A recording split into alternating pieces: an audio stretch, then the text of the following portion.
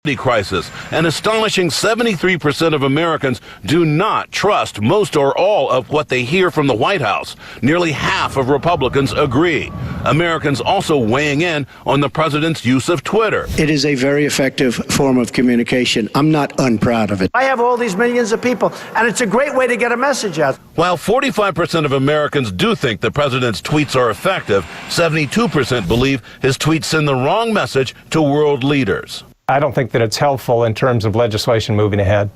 And 70% say the president tweets too often in response to television news, an issue that played out in real time on Monday when President Trump tweeted about Senator Richard Blumenthal after he appeared on CNN's New Day. That investigation must be pursued. The president repeatedly attacking the Democratic senator's war record in a series of tweets throughout the day.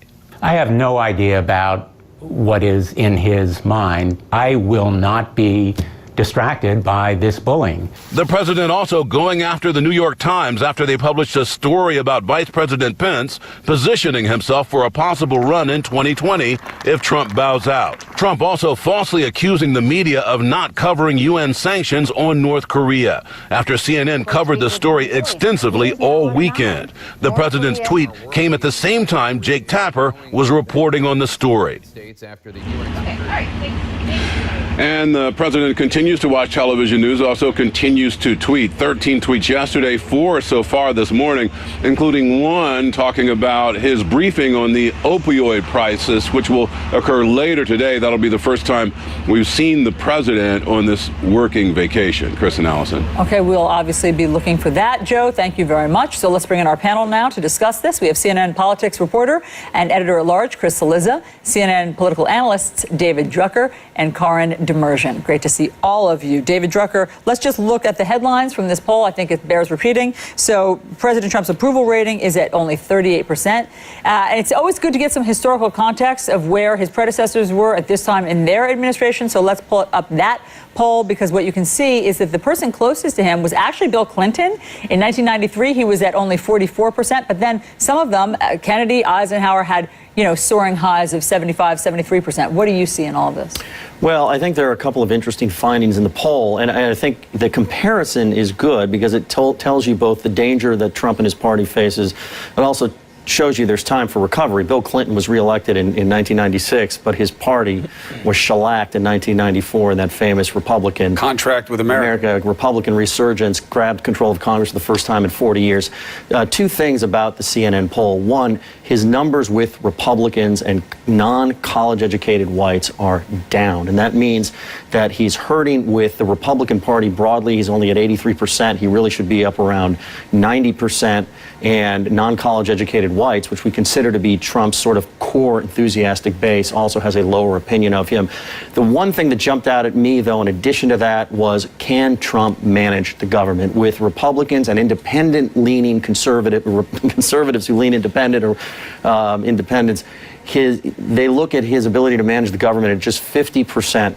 And if you look at what Trump was billed as and what he has sold himself as is he was going to get to Washington and he was going to run the place better, that so much of the problem was stupid leaders who make dumb decisions.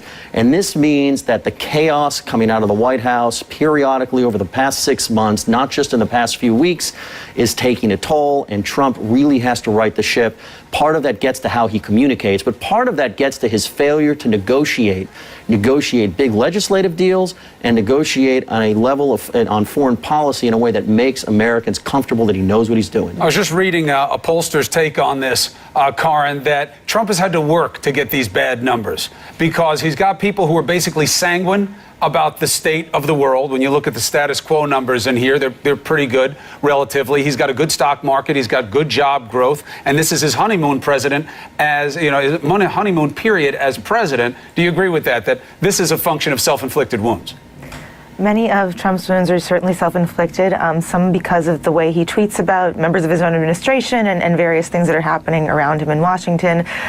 Some just because, there's a tension between Trump and Capitol Hill, and he needs Congress to be able to enact much of the agenda that he's put forward, but he's not really a details guy and hasn't always been in the thick of things as his party tries to figure out where they stand on these various issues. But there's something else that I just noticed about that comparison that you put up about other presidents. I mean, if you look since the 60s, you've seen that the numbers get worse and worse and worse and worse Right. and worse in approval ratings. So part of it certainly self-inflicted, part of it also a reflection of the partisanship that exists in this country that is getting worse and worse. We talk about this in the Capitol Hill context all the time, but it's a pervasive thing across the country. So he doesn't necessarily have a lot of goodwill to lose, and he has spent a lot of what he maybe came in with because things have not gone well, and because of the tenor with which he's approached the presidency rubbing a lot of people the wrong way, including in his own party. One of the most striking, if not the most striking part of this new poll is the trust level that Americans have of this White House. Do you trust what you hear coming from the White House was the question. Only 24% said yes. I mean, that is just so striking. Even Republicans say that they're not believing the White House messaging. It's as though people have just kind of accepted that you're not going to be able to believe what sort of comes out of the White House press office or the president's statements. Yes, and Allison, I'd argue that a lot of people accepted that in the election and voted for Donald Trump. If you look at in 2016 exit polling, if you look at that question, do you think the Donald Trump is honest and trustworthy? They asked that of Clinton and Trump. You're going to get about 2/3, somewhere between 60 and 65%. I'm getting old, so my memory fails me, but it's in that range of people who said he was not honest and trustworthy. He won the election. I mean, it is stunning. So what conclusion do we draw from that? I think the conclusion we draw is that most people, and certainly lots and lots and lots of Republicans, believe all politicians are fundamentally liars. That everyone in Washington lies, and you can't trust them. And this goes to the point Dave Drucker made, which is really important. That's why management is so important for Donald Trump. He, in some ways, gets a pass from many of his supporters about the honest and trustworthy thing because they dismiss it. But can you make deals? Can you make the government run more effectively? Does your business experience, as you promised, make it so that you're going to be a better president? The first 6 months, 200 days, whatever marker we're using, has not been reflective of what he promised on the campaign trail. That, to me, I know this is strange because we teach our kids to be honest and trustworthy, but can he manage the government question, I think, matters more to his own electoral future than the honest and trustworthy question, because I'm not sure people ever thought he was terribly honest and trustworthy. I mean, Brownstein will tell you all day that if he wants to keep the base, he's got to get wages up. The job number, the stock market, those are things that the president pilloried during the campaign because for the hard working man and woman, it's about your wages. They've stagnated. Will he get that done? But there's a different component here, David, in terms of why are these numbers so bad? One theory that we heard from Matt Schlapp from the American Conservative Union is because of us.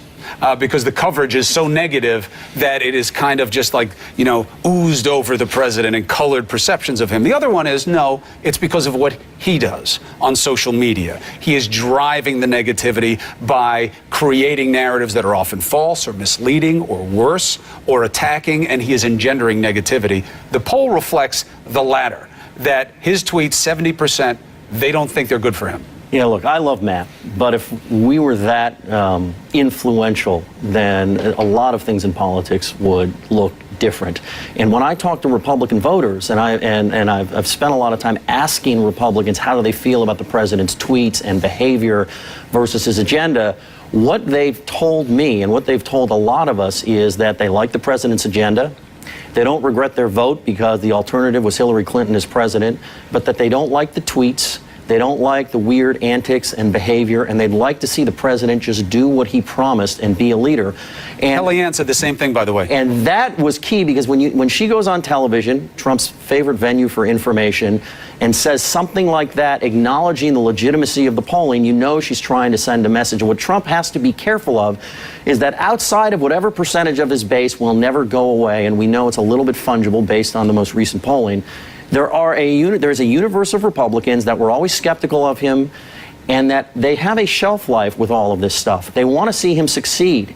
But if he doesn't get it done and he continues to act in a way that is, not presidential with the tweeting and all of that, eventually they'll wash their hands of him and at least in 2018 say, I gave Republicans control of government. I gave it to President Trump. They delivered nothing. I think I got better things to do today, and that's going to be a problem for his party in 2018. Karin, just to put a finer point on it, a couple of the numbers in the poll that we should show people. 72% of respondents believe that the tweets send the wrong message to world leaders. So it's not just domestically about, eclipsing the agenda here. It's to world leaders. And yesterday, obviously there was a tweet storm after Senator Richard Blumenthal was on our program.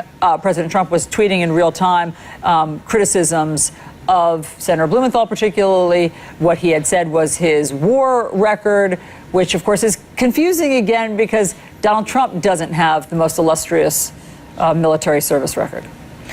Well, Twitter does go out to an international audience so long as the internet is open and free in every other country that you're talking about reading them. And, it's both the leaders of those countries that are reading that and the people of those countries that are reading that and forming their own impressions. And we've never done diplomacy in 140 characters or less at a time. So this is just kind of a new sort of environment that we're in as we're having Twitter be a medium not just for, controlled communications from the president to the rest of the world, but very genuine and sometimes impulsive ones as well. Guys, can I say one quick thing? I know we have to go, but can I just say one quick thing because it drives me insane? We cover what the president says and does. That's what we cover. So when the president tweets things, he's the president. So yes, we cover it. Just like if the president put out a statement, we would cover it. This idea that somehow we are responsible for Donald Trump's actions, we cover the president. He's the most powerful person in the country. Right, and but maybe he's in the saying that world. we're responsible for the bad poll numbers because we cover too much negativity. We don't cover all of the positive things that he wants us to be covering about what he's done. What if he talked about them more? That would help. Look They're at hard his to get Twitter to. feed. I'm still waiting for my check. Twitter feed. What his Twitter feed suggests is what he cares about. And what is the dominant, we've run graphics on this day after day after day. What is the dominant theme of his tweets? The media, and that the Russia investigation is a hoax, and then personal attacks on fill-in-the-blank politician. Oh, you know what? I'm just going to let that hang there, Chris Cillizza. Chris Cillizza with the point. I know. Thank you very much, panel. All right, so President Trump tweeting that he plans to hold a major briefing this afternoon that will affect lots of people and people will be very interested in. It's going to be with the Health and Human Services Secretary Tom Price, and it is about the opioid crisis. The president calls it a major problem for our country.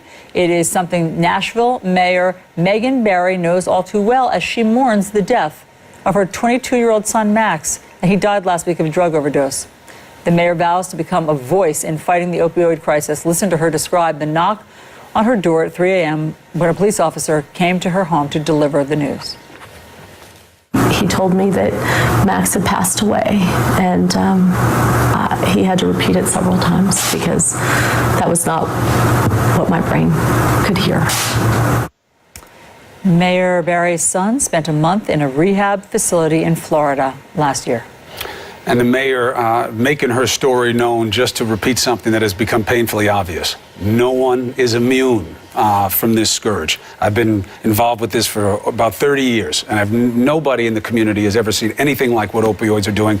Good for the president to make a move on it with his commission. Let's see what he does today. Now, another headline for you. There are reports that Google has fired the male engineer who wrote an anti-diversity memo suggesting women are not biologically fit for tech roles. It contends women don't make up half of the company's tech and leadership positions because of differences in preferences and abilities, not sexism. Google's CEO condemning the memo, saying it advances harmful stereotypes in the workplace. Listen to this story. People who live in mega mansions in an exclusive San Francisco community are fighting back after an enterprising couple buys their entire private street. Tina Lamb and Michael Chang snatched up Presidio Terrace at auction for about 90 grand. That's it in 2015. How does that square with the mega mansions? I don't know. The Homeowners Association not realizing there was an outstanding tax bill dating back to the 1980s. Lamb and Chang now want to cash in, possibly by forcing the homeowners to pay for parking privileges on their own street. So they bought the street from the municipality. Right, because it had a tax burden. So now they own the actual... Wait, one So the house is home- 17 million? did One you of the say? homes on the street is worth 17 million, but you don't own the street. The municipality does, So and you now can they get own it. paid to park. Oh, you have to pay to park. I don't know. They might. That's got litigation written all over it. But it's funny. We'll keep you posted. All right, we got new polling for you this morning that is just driving the news cycle, and with good reason.